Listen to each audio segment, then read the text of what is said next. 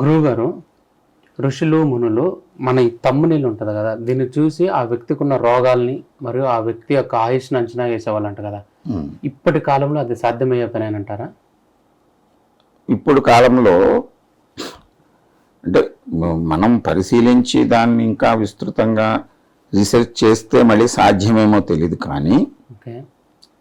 వాళ్ళకి కొన్ని ఈ ఆత్మగతమైనటువంటి శక్తులు కొన్ని ఉండేటువంటివి. ఓకే. ఆ అంశంలో దీన్ని పరిశీలించి ఇప్పుడు మనం వేలిముద్రతోటే కదా ఐడెంటిటీ. అవును. ఈ తంబు ప్రాధాన్యత మన ఈ పరిణామ క్రమంలో చాలా ఎక్కువ ఉంటుంది. హస్త సాముద్రంలో కూడా ఈ తంబు గురించి చాలా చెప్తుంది. దీన్ని పరిశీలించి ఆ పుట్టిన సమయాన్ని తేదీని చెప్పేవారని గతంలో ఉంది ఆ ప్రక్రియ.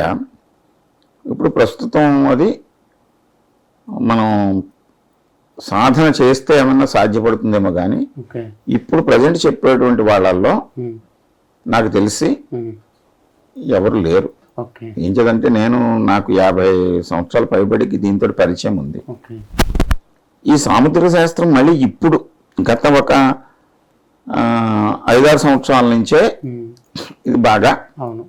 ఒక 10 సంవత్సరాల క్రితం నేను సాముద్రిక శాస్త్రం మీద ఒక గ్రంథం రాశాను.